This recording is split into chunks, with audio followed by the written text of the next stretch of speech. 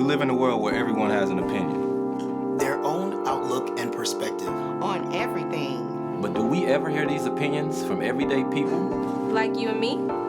So we have 6 everyday people. With 6 different opinions.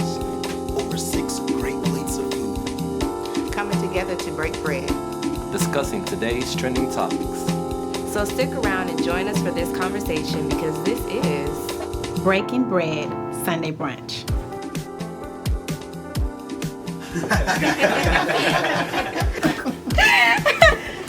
On today's menu, we got some grilled shrimp, served over grits, buttermilk pancakes, sausage, scrambled eggs, and to top it off, sweet potato pie. One of the topics we're going to be discussing today, guys, is Black Lives Matter versus All Lives Matter. Okay. That's a good one. Another one's gonna be the blame game. I'm sure they're not talking about the Kanye West song. Exactly. And another topic would be the new Black America. Okay. I'm with that. Yeah.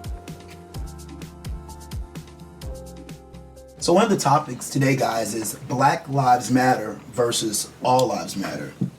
In October 2015, President Obama was noted strongly defending the Black Lives Matter phrase. Obama said, "I think the reason that the organizers used the phrase Black Lives Matter was not because they were suggesting that no one else's lives matter." The president added, rather, that they were suggesting that there is a specific problem that is happening in the African American community that isn't happening in other communities. And that is a legitimate issue that we have to address. The African American community is not just making this up. It's not just something being politicized. This is real. So my question is the discrediting of the Black Lives Matter movement another form of racial divide and deprivation? I don't think so. As far as racial divide, I think things like this are birthed out of the fact that something's not being paid attention to. There's something missing somewhere. And I think we already know all lives do matter. Yeah. But you don't see any other ethnicity or race being shot down in cold blood like that. So that's why this Black Lives Matter is in place in the first place. Whenever there's an issue involving the black community, they always want to put something else into it to try and discredit what's going on or ignore what the issue is because they're always comfortable. They never have to be outside their comfort zone. But when they're forced to be outside of their comfort zone, like we're saying, we're pushing it to them, saying, hey, Black Lives Matter, this is a problem. Yeah. Well, I want to take a different spin on it. And I do believe that that all Black Lives matter. But the issue I have with that, and I think there are those who do try and discredit the movement. But sometimes I think we discredit the movement in our own behaviors. And I think until we really start living our lives as though our lives really matter to us, I don't think it's fair to simply make that chant, do those rallies when it's a black person being shot by a police officer or someone of a different race. You know, I think if our lives truly do matter, then they have to matter to each of us, all of us, in every instance, not just when it's this, violence perpetuated by someone of another race. Lives matter. Yeah. And I think it shouldn't just be about lives mattering that cops take. Other people take lives as well. That's true. Right. So we need to bring attention to all lives, if it's all lives, not just the lives that the cops are taking, but the ones we're taking against each other and everything that's going on. Yeah. And part of that comes from a lot of different things as far as like there's many different places that this is coming from. The reason why our children, our people don't appreciate what's the word I'm looking for? Don't know the value of their own lives. And there's many things that come from that, whether it be gentrification, systemic oppression, so many different things that come from it. But us that are woke and that are conscious of that, it's on us to teach and wake others up to help realize, that your lives do matter. You're like, you are valued. And once they value themselves, they value others. And therefore, we won't have an issue of us killing each other. Because I put it like this. I see Black Lives Matter as more of a cleaning house. So, if I have my home and I'm trying to clean up things inside of my home, it's more disruptive for a stranger or someone from the outside to come in and cause destruction while I'm trying to clean up inside. So that's true, but we don't need extra destruction on top of the destruction we're already trying to deal with. Right. And so that's where Black Lives Matter comes from. Well, I think basically like with pushing the issue over to we have to take on our own responsibility and checking ourselves as far as having an issue with the killing being whether it be black on black or against the police killing one another. Most black people don't hate each other. Most black people aren't violent towards one another. It's a small group of people who are doing the damage. So the majority of black people, we do value each other's lives and we do respect one another. And you need the outside help from the police to come in and maybe try to solve some of the crimes or prevent some of the crimes that are taking place where they're sitting back and they're allowing it to happen and then want to come in and guns blazing and shut it down instead of coming in and stopping it when they're seeing the guys on the corners selling the dope or whatever they're doing, what's going on in the community. So it's like as a citizen, you're paying these police to protect you. You're not paying them to kill you, And when they say, well, you're killing each other, so why is it a big deal if we kill you? And it's like, well, the majority of us aren't killing each other. It's a small group that's killing one another. And we're mad about that just the same as we're mad about this, but the difference is we're paying you to protect us, and you're killing us. So is it safe to say, that it's a small group of police officers that's killing? Oh, it's definitely a small group. We can't look at the whole force, every force, as killers to the point where we feel like we can't call upon them because we can't move, or what do we have to say, or what can't we say? We might get shot, or just like we're focusing on the small group of black on black crime. It's a small group of police officers that are doing this. It's not all of them. Oh, very much so. Very much so. I think a lot of it is the media too. They only portray us as, they only portray the bad. That's what we see on the news, when we are killing each other, or the things that go on in the bad so-called black neighborhoods. They only, show that on the media.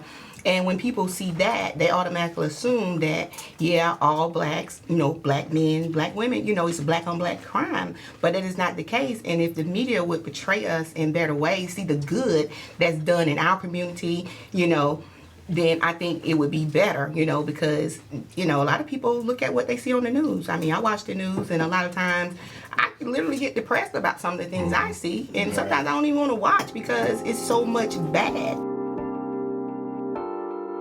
A Cleveland school police officer has been placed on paid leave after posting a message on Facebook, which he called Tamir Rice's mother a stupid bee.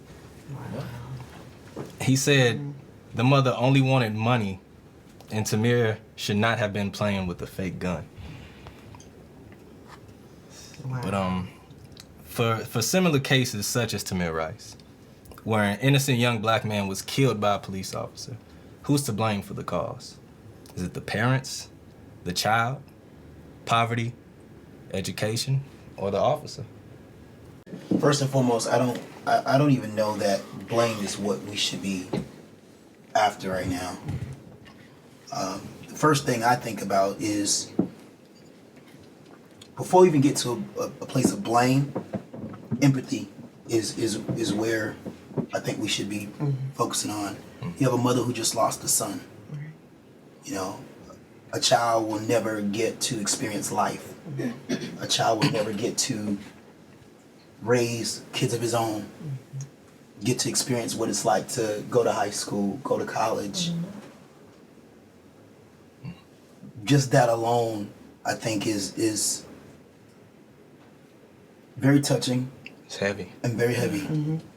But as we move from that, and as we move away from thinking about this mother and the grief that she must be feeling, if we start talking about who needs to be responsible for such an instant as that, Tamir Rice case, and situations like that, we have to start calling the system to justice. Right. We live in a country that is continuously, I believe, based on things that I've seen in my life, that is continuously allowing young black men's lives to be targeted.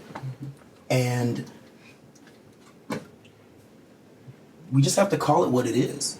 There's no way in the world a police officer should be allowed to call any mother words such as what you read. Definitely. There's just no way. And the fact that you think that it's appropriate to do that, this says there's something drastically wrong with the society in which we live. Definitely. That man is sick.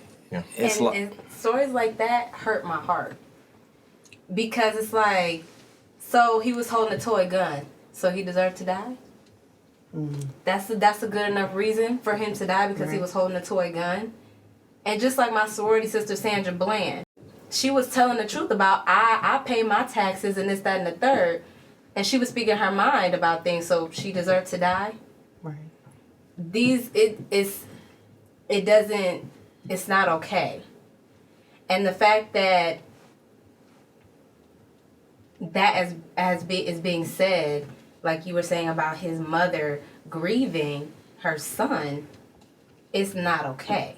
Right. The whole basis of all of this, I think in general, is that we want to be treated equally. Mm-hmm. Definitely. Exactly. When it comes to all of these fights we have in the civil rights movement, we wanted to be treated equally. Mm-hmm. And since the beginning of, America was built on our ancestors' backs. That's right. Mm-hmm. And the fact that we don't get an apology, and on top of that, we're not being treated equally or fairly. Mm-hmm. And again, it's not okay. Yeah. It's not necessarily the blame game. He was killed. Somebody needs to be held responsible. That's right. He was killed. As a black youth coming up, you are being demonized in the media as, we're vicious and, we're aggressive and we're this and we're that. And I mean, every kid comes up, especially as a little boy, you come up playing with toy guns and, having the cops and robbers fight or whatever the case, cowboys and Indians, whatever you want to call it. You pretty much every young kid comes up and you do those things. And for him to be out here playing with a toy gun and for the person that called to even say, I think it's a toy gun, but he has a gun on him. And for him to get murdered within a matter of 3 to 5 seconds of them pulling up, you're not even trying to see what's going on. You're not even giving him a chance to move, to say it's not real, it's a toy, drop the weapon, whatever. You're not giving him a chance to do anything. He's just being gunned down, and for that to happen, and for that to happen in that manner, it's like, if the role was reversed, would this happen to a different kid, whether he was an Asian kid or a white kid or whatever? Like, would he get gunned down in 3 seconds, or would he get a chance to say, okay, this is a toy, or put his weapon down, or whatever the case might be? That's the main issue. It's the way he was dealt with, and the opportunity he wasn't allowed to even say that this isn't real or this is a toy or anything. Like, why would a kid at that stature, that size, be that much of a threat to you as soon as you pulled up? And until more of them, the cops that are doing these things are held accountable, that's what's going to happen. And I think a lot of it, with all the things that are going on, with all these issues, these police officers are getting off. It was justified what he did, and they think it's okay to kill our black youth. So they're using that as a defense, and so until they are held accountable, it's going to keep happening. I think the point you made is very poignant. You talk about the fact that I like how you bring up the reverse, because I think that's the part I wish, and I hope there's some white people that will get a chance to hear this, because I think that it almost seems like, from the movies that we watch to just everyday stories we hear, it almost seems like, no offense to any of my white friends out there, but it almost seems like whites are allowed to love and nurture their children and have expectations for their boys and their girls in a different way than we are.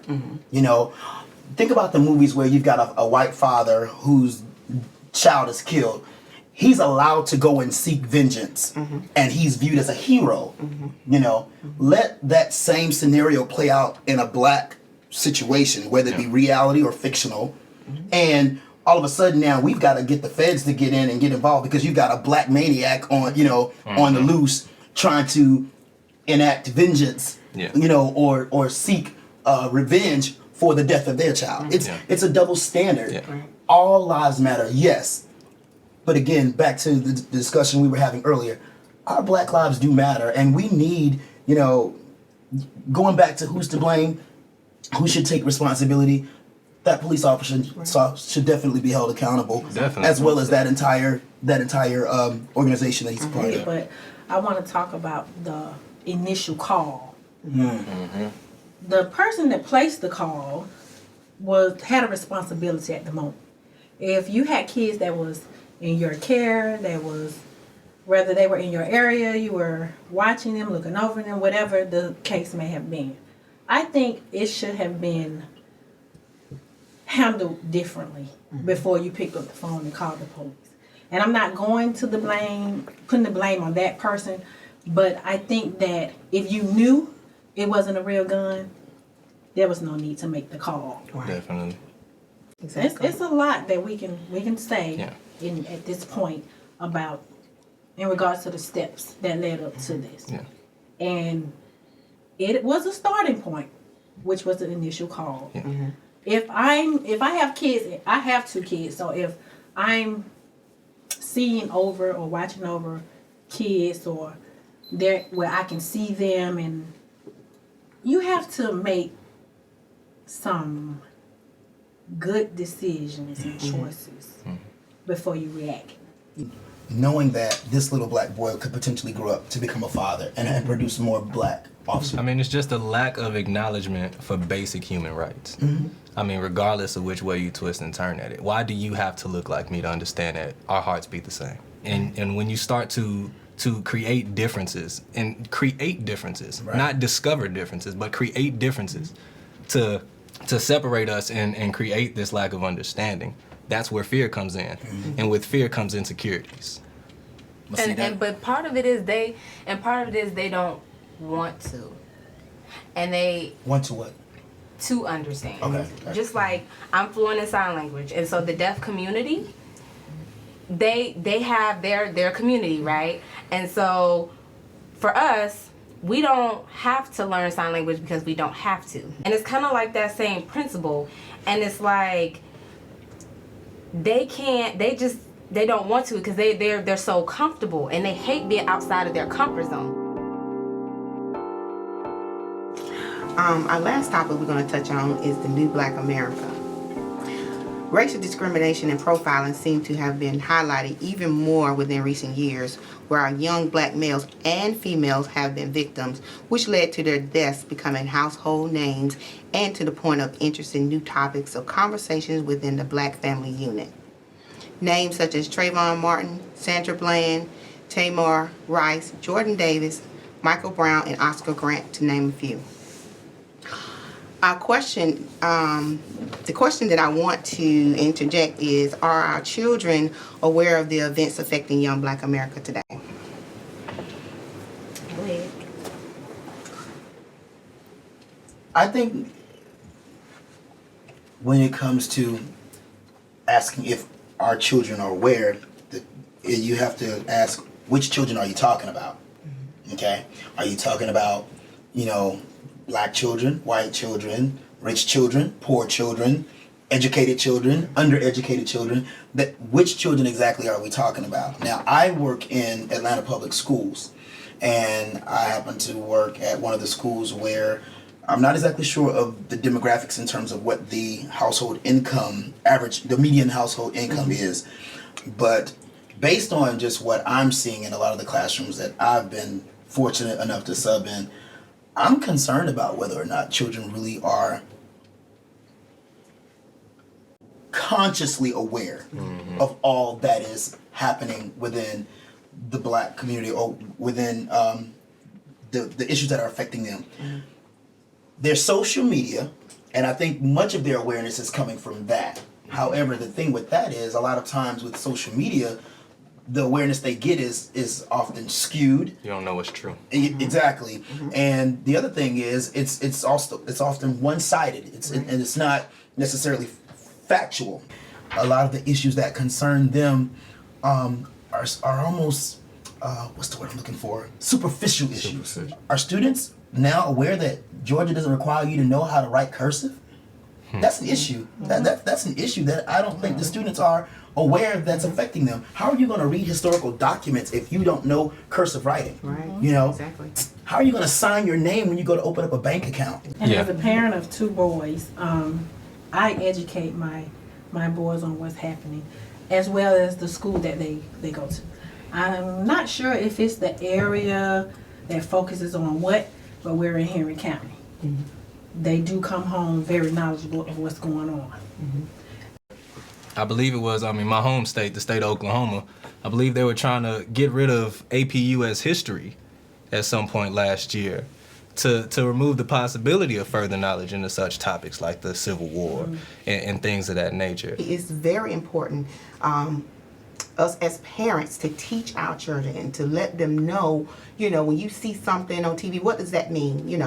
Just explain exactly to them. But kids are very knowledgeable, and they know, they understand a whole lot than we think they do. I don't have any children, but I do work with kids, and my kids, I have 2nd graders. All of the 2nd graders that I work with are Black, and I feel like some of them, and I have these conversations with them, and some of them do know what's going on, but I think they don't realize that it could happen to them because that frontal cortex is not developed yet, which is responsible for your understanding and knowledge with your decision making and how it can affect you and different things like that. And I don't think they made that. They're not making that connection. But it needs to also continue outside of you. Think We about would like to cursive. be able to save everybody, and we would like to be able to reach out and help everybody. But again, you still need to take responsibility because you can't just say, oh, well, I can't do nothing about it. You can. And something that you teach them will stick with them. And I agree with that 100%, but what I'm saying is we can only touch so many. It has to be more of us reaching out.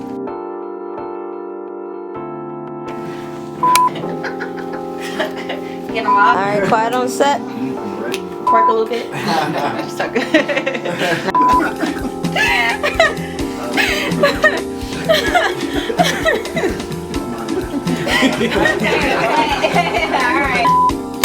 Breaking bread Sunday brunch.